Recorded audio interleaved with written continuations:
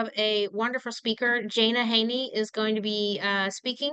She's the clinical director of Children for Tomorrow's CFAT program and founder of the Bridge Across. Jayna's coaching, workshops, and programs have made profound and lasting impacts for thousands of step families and single parents. And she's got extensive training in the areas of trauma and attachment. So Jayna will be taking over in just 1 second. Jayna, are you available? I am here. Thank you so much, Stephanie. I appreciate that.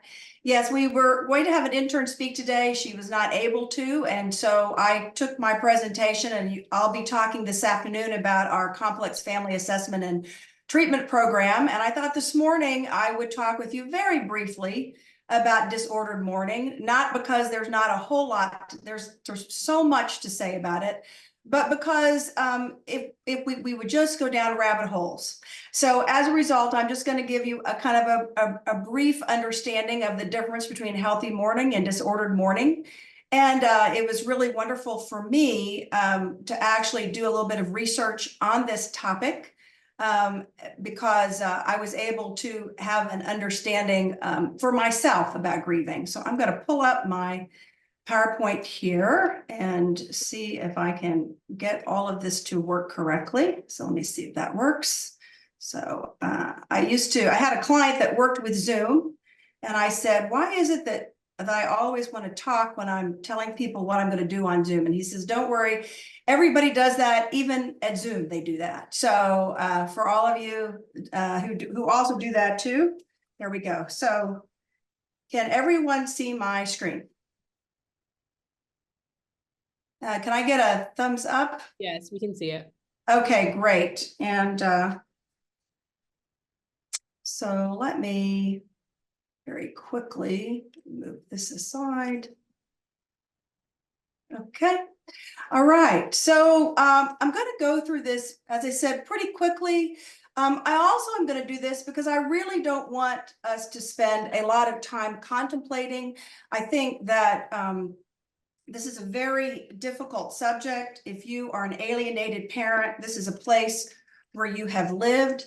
And as a result, I want to be able to pay homage to it without doing a lot of triggering of those of you that are here that have that kind of grief related to the loss of your children or the difficulties with your children.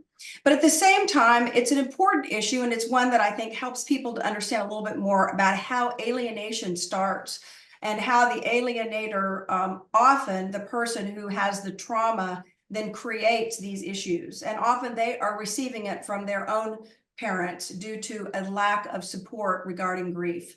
And I wanted to just show this slide first, just for everybody to take a quick breath and to keep breathing throughout. I know when I was doing this process, even showing this to my husband last night, he was like, wow, this is really, it's interesting. You start talking about grief. Everyone has their own losses in different ways. Oftentimes we talk about grief regarding the death of a person, but there are so many losses that we have in divorce, in the family system where families are going through there. And as attorneys, as judges, as amicuses or ad litems, there are losses that we have and that we feel, mental health professionals. And so today this is about loss, and not just about the death of a person, but about the way that we process those. So I'm going to start out very briefly with a story by Katie McLaughlin, who's a parenting blogger, who talks about her son, who one night asked the question, where's Glenn? And this is an actual picture of Glenn, who was a lovey, a tiger blanket that the little boy had with him since he was 4 years old, since he was a little baby, and he is now 4. And he was asking where he was, and he had slept with this lovey ever since he was a young boy.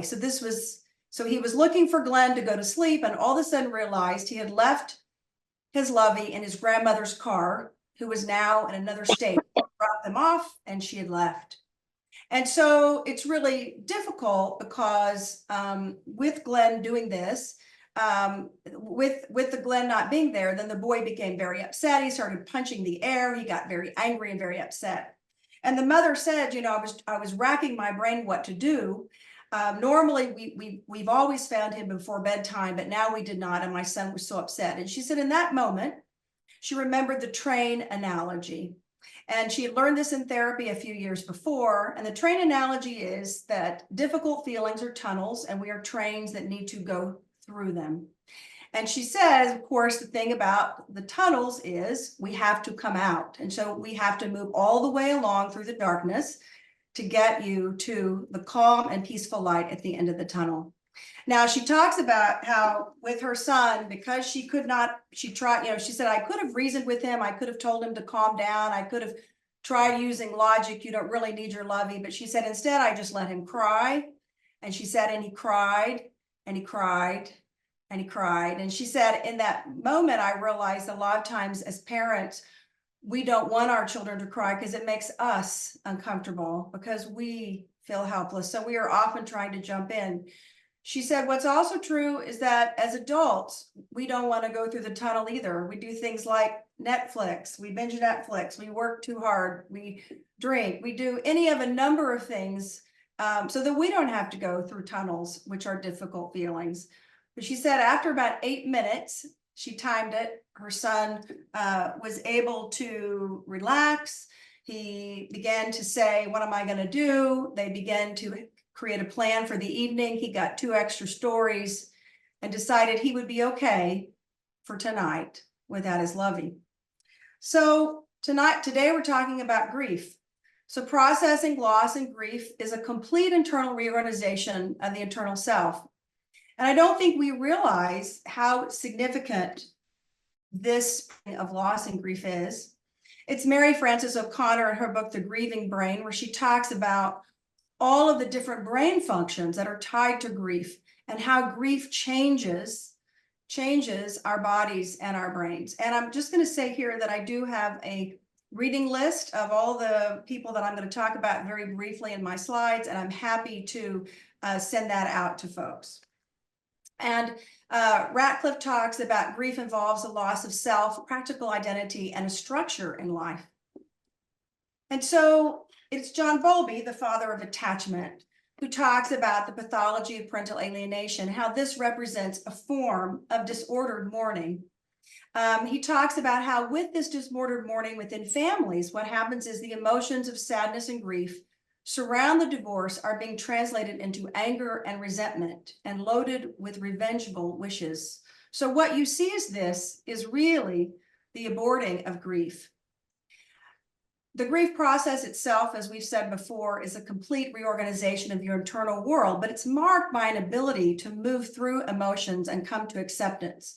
So healthy mourning and grief is modeled by parents for children, but many people don't learn healthy grief.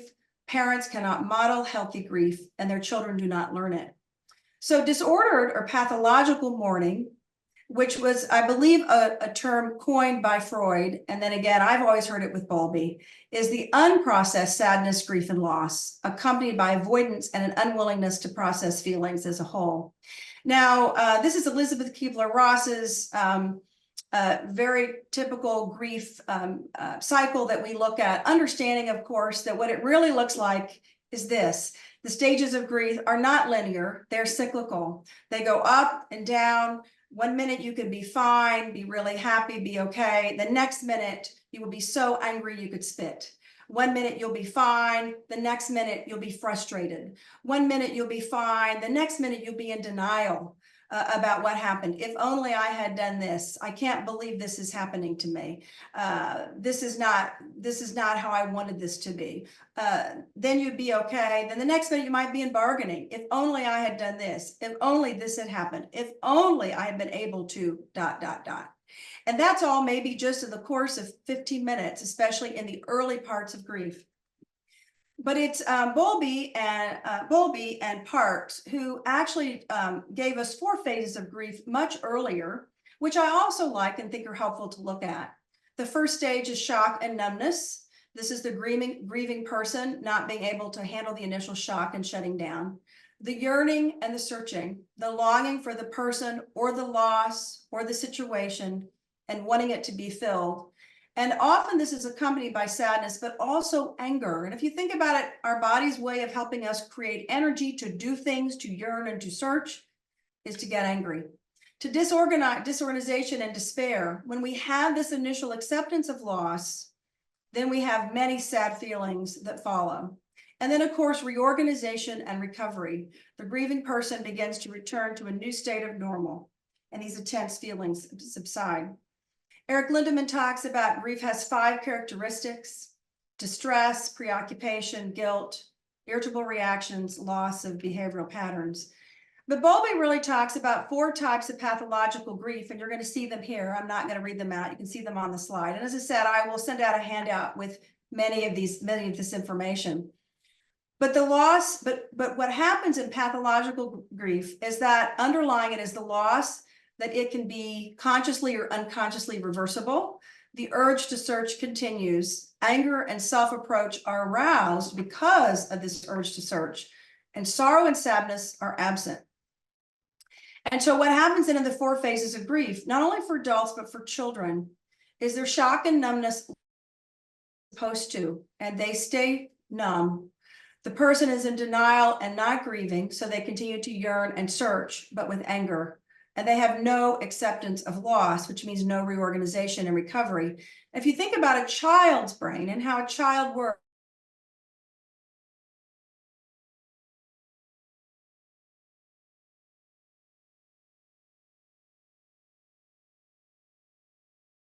does not show them what to do. They don't know. And as a result, a child's brain may think that parent might come back or should come back. And if no one works with that child to help them process their grief, then that can't be helped. It's Bowlby also that talks about personality disorders, narcissism, and borderline, and how often these disturbances of personality, along with many others, like such as general problems in terms of depression, anxiety, include a bias to respond to loss with disordered mourning, as seen as the outcome of one or more deviations in development that originate or grow worse in childhood. He also talks about how these deviations can also come from adverse experiences a child has, such as attachment issues. And then we can also talk about deviations about attachment behaviors in which they become organized and they become disorganized. So they either become very anxious and insecure, or else there's this very much assertion of self-sufficiency. So basically someone who doesn't need anyone. And he talks about also then that what happens in divorce in particular, but in any important stress or trauma in the person's life, these memory tracks of what happened to them, we call them a schema, are reactivated. So when people get divorced, oftentimes their childhood schemas or traumas might be reactivated, thereby bringing back up the numbing and the anger that happens from disordered mourning. And their lack of ability to mourn means they are not able to go through the appropriate process to find acceptance at the end of a divorce and be able to move on. And once again, this is the quote about the vengeful wishes. So when we have alienation, the parents' disordered mourning, an inability and a response to their childhood schema from divorce, it's then translated to their child, who adopts this disorder from them and is either unable to grieve the loss and divorce and is alienated from the other parent, or perhaps initially is okay, but as the disordered parent begins to put more and more pressure on the child has to make a decision based upon the pressure put on him by the alienated parent, and splitting is what happens in order to relieve the pressure, which means the child has to reject the other parent in order to manage the disordered parent. So grief is this complete reorganization of your world. And this is how pathological mourning happens, disordered mourning happens. So Miriam Greenspan writes this wonderful book, and I would suggest that any of you are struggling with grief that you get it. It's really wonderful, but she talks about toxic anger and how we have to know what's in the box. We have to know our dark emotions and befriend them.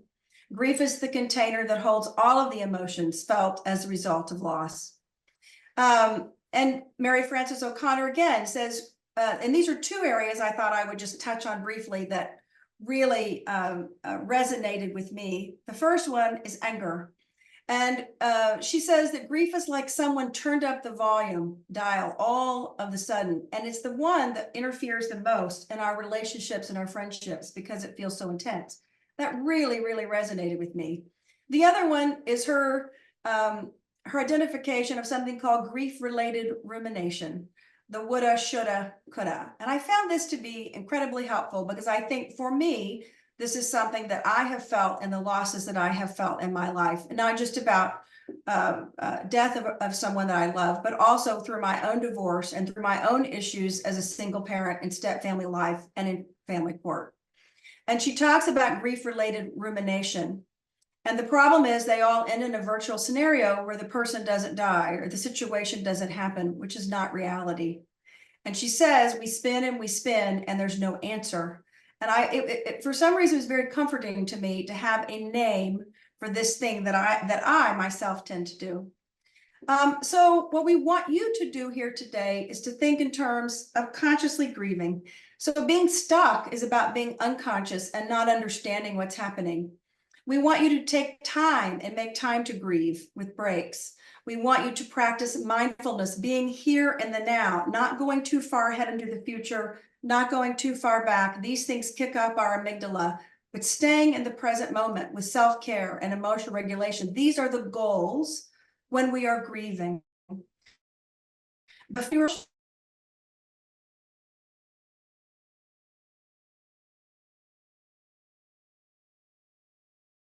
of these things, once again, I'll put these in a document and send these to you. But processing grief is about creating time for it.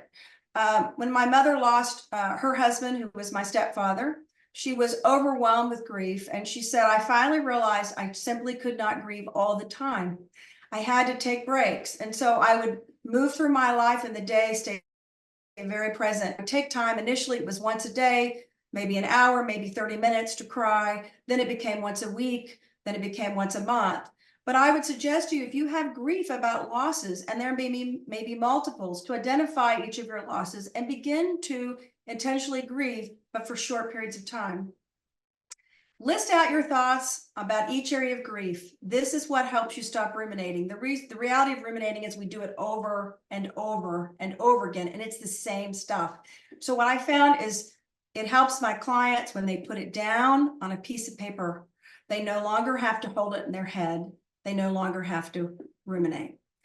Forgive yourself, honor yourself, create a plan to get off the ledge. When these things happen, even now, as you and I are talking, if something is kicking up for you, take a minute, do some breathing, pray or meditate, listen to music, but come up with a way that helps you and rewrite your story. So Dick Tibbets in his book, Forgive to Live, talks about we have grievance narratives about things that happen to us or situations where we have loss. And he says, rewrite your story and make yourself the hero or the heroine. And I have found this to be very successful with some of the clients that I've worked with. And of course, the big thing about grieving a loss is making room in your life for the good things, including new people and new situations.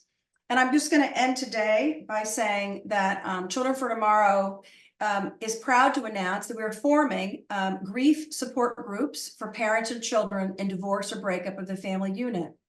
And what this will look like is we will be holding grief support groups on an every other week basis or every week basis, and everyone in the family can come. There'll be 2 separate parent groups, and there will be groups for each ages of the children, pre-K, younger children, early childhood children, into middle school and high school. These groups will be offered free to all families. We're in the process right now of funding this program, raising the money for it. We've been working on it for quite some time and are hoping to launch in January of 2025. If you have any interest in contributing, donating, or wanting to help, we would love to hear from you. We're very excited about this. We think it is going to change the community in Houston, Texas for divorce and in the surrounding areas, and we're delighted to bring it to you. And with that, so I will see you all again this afternoon, where I will be talking about the Complex Family Assessment and Treatment Program. I'm looking forward to talking with you about that and to answering all of your questions at that time. And for now, I'm going to move it right back over to Stephanie Smith. Thank you, Stephanie. Thank you so much, Jayna. You're always giving lots of excellent information. We appreciate all of it.